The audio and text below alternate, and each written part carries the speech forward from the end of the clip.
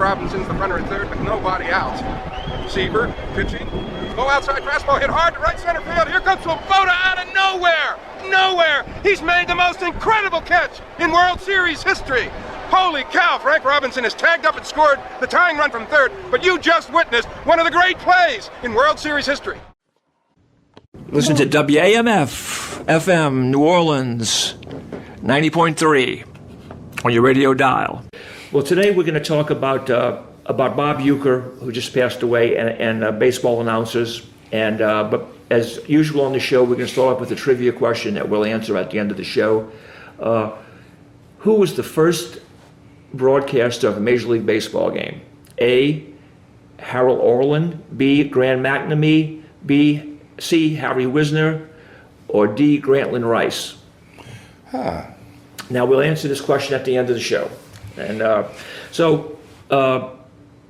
Uecker died this week, and how well did you know him? Did you know him? I was, a player when he was a back. I remember him more as a backup catcher with the Braves, the last team that he played on. He was a backup catcher there, and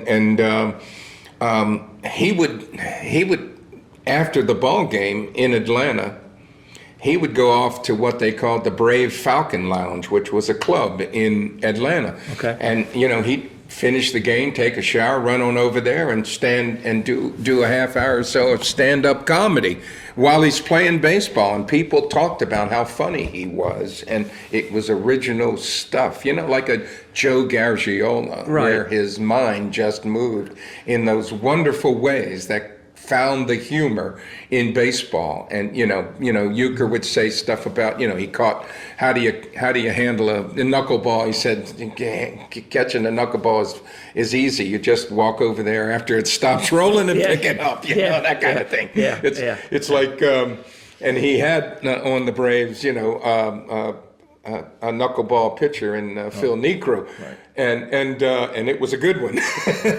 But he was wonderful that way, and it was to me natural humor. He was a funny guy. He had a funny way about him, and it was totally authentic.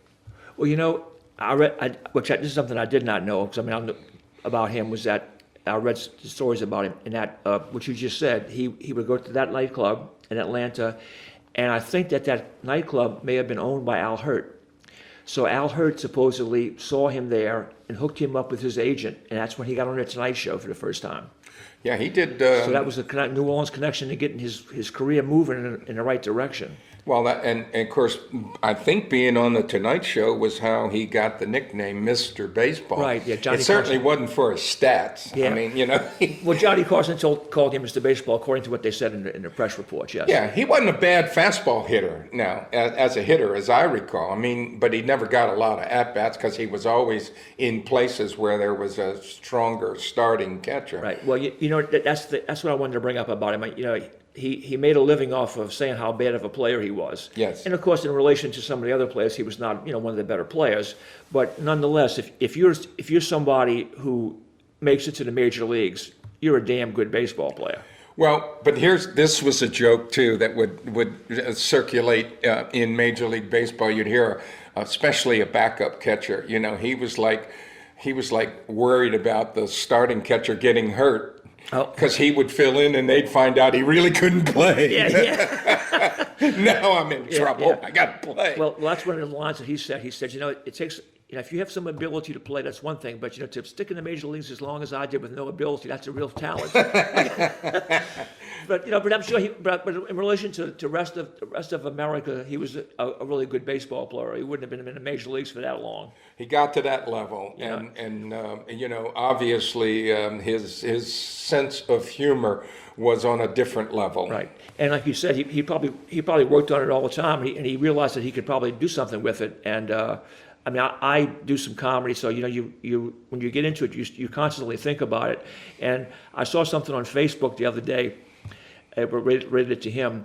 There was a picture of the 1964 St. Louis Cardinals. It was their team photo, and it said that they made him take another one because you know why? Because in the first one he was sitting next to Bob Gibson and they were holding hands. so when they saw it, they made him take another one. It was 1964. So he was so he was always and in baseball I think it kind of of all the major sports I think it probably lends itself to more of that because you've got a kind of a lot of time when you're kind of sitting around together in between innings or whatever like that, and you have so many games. Maybe this is a line from a movie that applies to Bob Uecker as a humorist.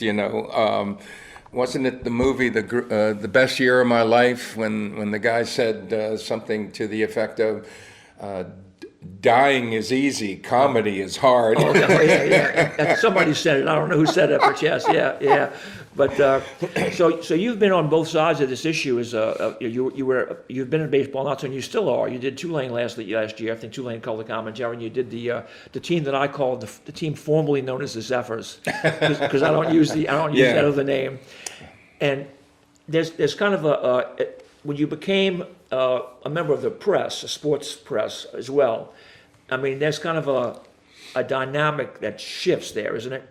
I think you're a little more of a rooter for the team when you're doing play-by-play. Yeah. You'd like to keep a level of objectivity, but in your heart of hearts, when you're broadcasting, and Division I baseball is a kick, and I mean it is wonderful to go out there and see a bunch of young guys.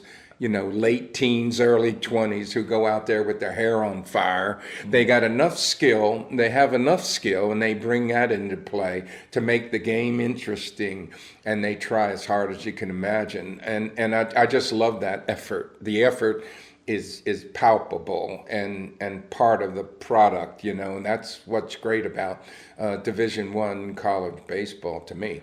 Well, the college baseball is kind of, especially around here in New Orleans, it's kind of like taking off. It's really with LSU's success, and Tulane has had a bunch of success, and even UNO had some early on. They haven't had quite as much as they did early on in their program, but still, it's kind of it's so much more of a big deal around here than it ever was. Yeah, I think, it makes it harder for a private school like Tulane because, Well, now, yeah. In the age of NIL, name, image, likeness, money, yeah. You can end up being the team that everybody is plucking from. UNO finds themselves, University of New Orleans, a program that doesn't have enough money, and they're getting players lifted off their roster who have shown a little something by programs better financed. Right.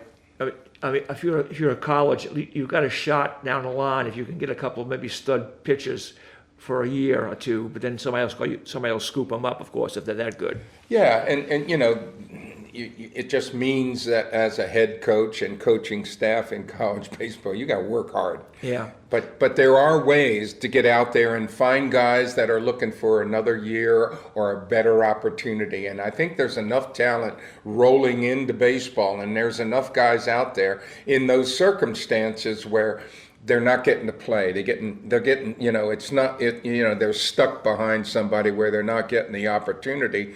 And you think they're a little bit better player, and they may be fit with you a little better. And so you work at it. It's hard if you have a lot of connections and access to these guys. And nowadays, college baseball is on ESPN Plus streaming. You can do your scouting on Right. on your phone. Yeah, I mean, it's really a different world of college baseball than it used to be. I mean, like you say, because they have national exposure. Yep. I can remember a long time ago, my father used to work in Omaha at the racetrack there, Yep. and it was during that time that he was there was the College World Series. Yep. So I used to go to the College World Series all the time when I was a kid, and I mean, college baseball was nothing, in as it is now, as far as like how much publicity It is gets. amazing how it has elevated itself because it's television has put it in front of people, and then the athletes and the games sell it in a big way, and people there's money to be made for college baseball programs. Yes, and now I mean here, like Tulane is a great facility. I mean that stadium The best. is great. The best. Yeah, and for those of you who are baseball fans, there's no team formerly known as the Zephyrs here anymore, but you've got this, and that's really accessible. You can get a ticket and see great baseball. And it's a high quality affordable and accessible, and there isn't a better venue than Turchin Stadium.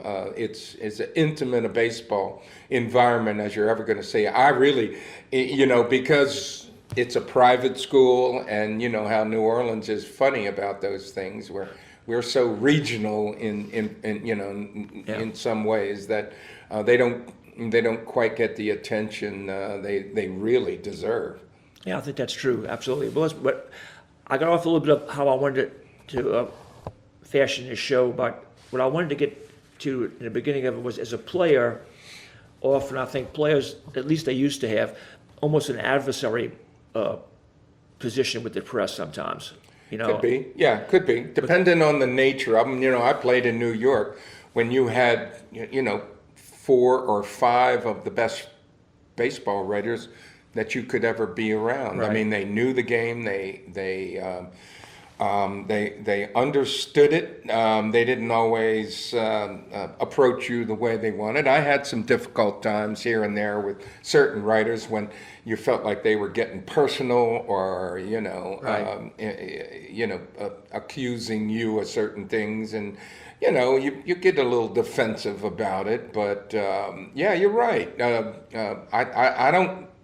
I don't think it's less these days with players making so much money, but teams are obliged to make players available to the media in a way because it's in their best interest. Right. Well, that's how it is now. It's more like I don't know what you would call it exactly, but it's more institutionalized how they have to deal with each other. Yeah, I think too, and I think players are generally more careful now. Because they've grown up with on a heightened awareness of one bad comment can explode on the internet into something completely out of proportion. Well, when you were with the Mets, I mean, was there a player who was kind of a lightning rod for those sort of things in those days? You think it was me? No. Well, if it was you, I don't tell you. Well, I didn't know when to shut up sometimes. Okay, maybe that's why we're even getting to do this. I was a guy that would say some stuff that I didn't know. Yeah. I guess the kindest way to put it would be sort of unmasticated. You could chew on that a little bit longer before you let it out. Yeah. That would be a problem. Unprocessed thought. I stream of consciousness. I wasn't as careful as I should have been, and because things come out and people's feelings get hurt, or the organization gets the wrong idea about you and get yourself traded, and I certainly did that. Well, okay, I didn't realize that. Yeah. Okay, well now I know. Is there anything that comes to mind?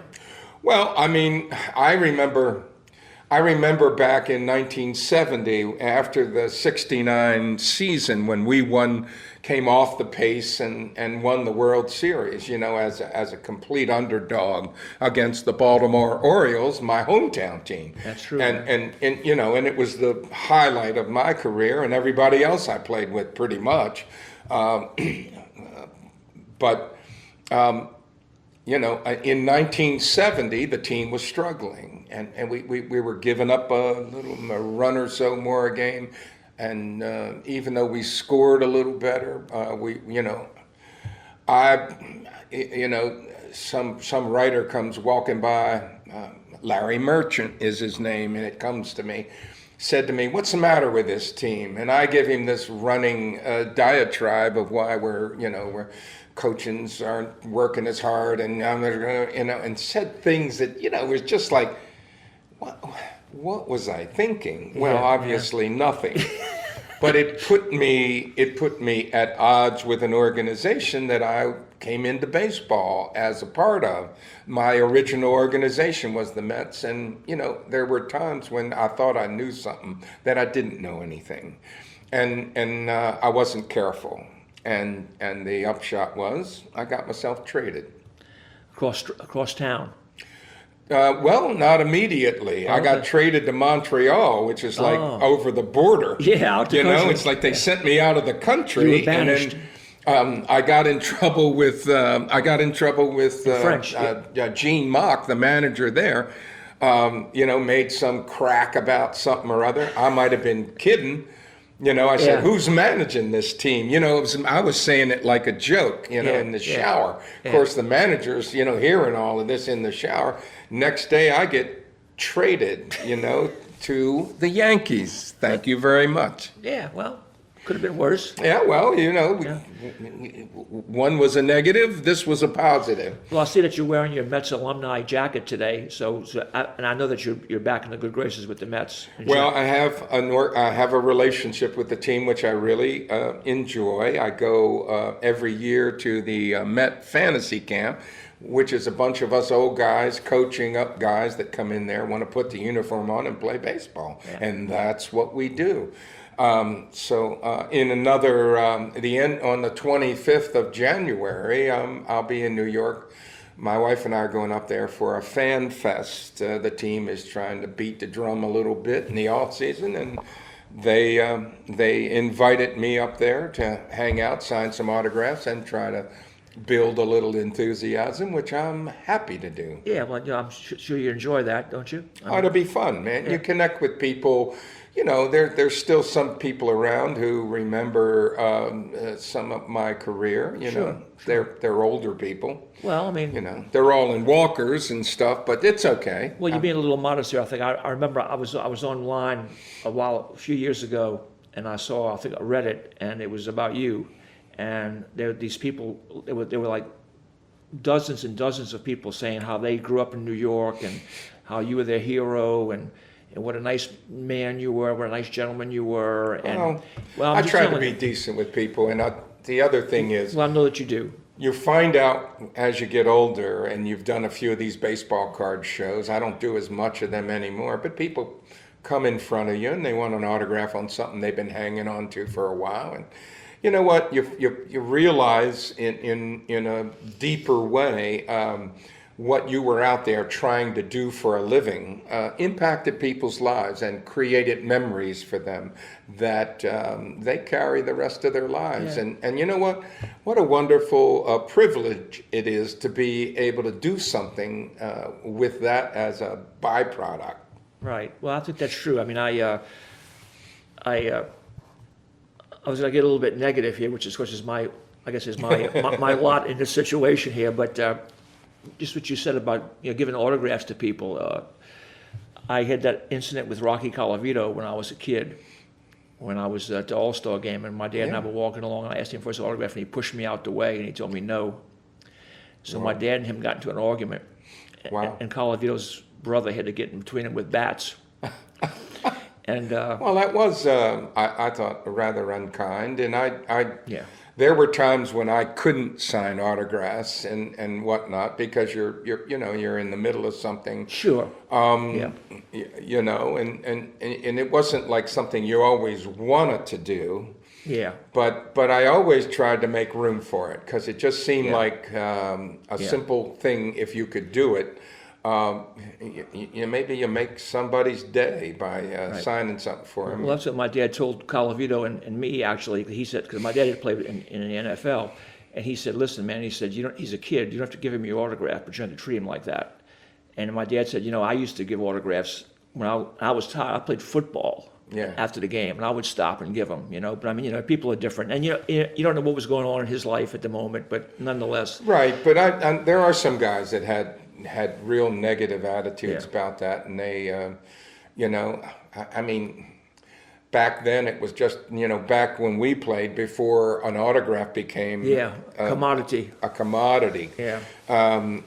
It was a matter of, how did you want to relate to the fans or not? Nowadays, with it being a commodity, it's money. Right. I mean, on the flip side of that, my idol when I was a kid was Nellie Fox. Yep. So that same day, I saw Nellie Fox coming down the street after the game. And just to show you how things have changed, he was carrying all of his stuff. Okay, he had like all kind of bags and bats and everything walking after the All-Star game. Yeah. So I went up to him and asked him for his autograph, and he stopped and he looked at all of his stuff in his hands, and he said, "Son," he says, "I'm sorry." He says, "I got all this stuff and I'm tired." And I said, "Okay." So I mean, I'm not mad at him. Because Yeah. I mean, you know what I mean. That's just a human thing, you know what I mean. But he didn't like knock me out the way physically. Right. You know what I mean? Right. And let's see. Talking about autographs as a commodity, I often had this thought for Pete Rose. He had like a golden goose. I don't know if he knew about it, but he could have gone to the racetrack, which I know he liked to do. He could have got individual tickets for every exacta that he wanted, and if they lost, he could sell them to somebody for $10 to sign his autograph on them. He'd had an unlimited amount of cash, you know. I'm surprised Pete didn't think of it because he was an entrepreneur in that whole autographing deal. I did a signing one time with Pete Rose, and you know, we after the event we were in the airport standing around waiting for our flights, and a guy came up to Pete Rose, and asked him for his autograph, and Pete laid the thing down to sign on the top of this garbage can. Okay, yeah. And he signed it, and he handed it off to the guy, and the guy thanked him and took off, and Pete turned to me and he said, "That's the first time I've ever done an autographing session on a garbage can." And I said, "Pete, I find that hard to believe." Because he didn't miss a date. He didn't miss an opportunity, okay? You know, I think that And he said, "You got me there." I think baseball was right. We talked about him before. I think that baseball was right to come down on him because of the betting. But it really was a shame that he didn't get in the Hall of Fame before he died.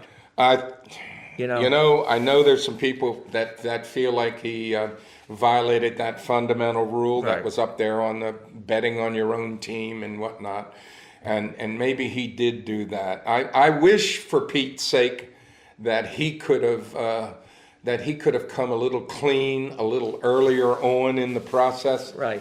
And had he done that, I think forgiveness would have come eventually while he was still breathing. Right. And because he didn't really come clean, and when he did finally come clean and wrote a book and everything else, it was sort of too late. Right. And I was sad about that because look, I played a lot of baseball against Pete Rose.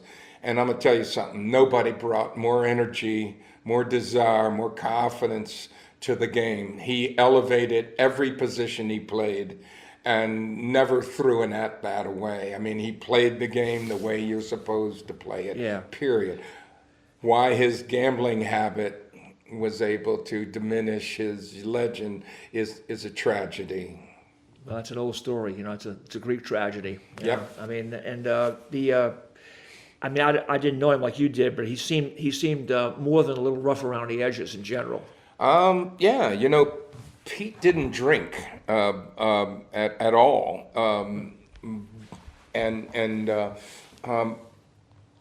he was so well conditioned, you know, is what I saw in him. Yeah. But again, the guy that I saw every day, every game I ever played against him, was a guy just brimming with desire and ability. I never saw anybody who could concentrate as a hitter. Yeah. Well, He wanted to hit it hard. When he had that long hitting streak, and you know, he wanted that break DiMaggio's streak of 56 games, but it didn't happen. No. But he gave it a pretty good run close in to- a different age of Close as baseball. anybody, yeah. In a different time. Well, you know, talk about his tenacity or whatever you want to call it. I was actually at the All-Star game in Riverfront when he ran Fosse over. Oh, boy. At the end, which is kind of a bad situation, really. Well, but I know, and we all remember that video, and Fosse was never the same No, I know. after that. But I know. But I also think he was not trying to take him out. That's just I the way he think played the game. the throw Yeah. came in there, and Yeah. you know who got the base hit? Hickman. Jim Hickman got the base hit. Good get. You are a triviast. I love Jim Hickman, and Really? Yeah. we played together, and we played against him in 1969 when he was on the Cubs when we were on see. the way to the World Series. I see, yeah. Hickman was a good player. Yeah. There were a lot of guys who people don't remember now who were good players. They just want, that they want the big stars. I'm sure lots of people like that. Well, we started off talking about Bob Uecker and about announcers. Who was the main announcer? Who was the voice of the Mets when you were playing? Well, the three announcers Okay. were Bob Murphy, Okay. Lindsey Nelson, Oh, yeah, sure. and Ralph Kiner. Okay. Kiner was the former player, great right-handed hitter Yeah, home for run the hitter Pirates, for the Pirates, for right. the most part.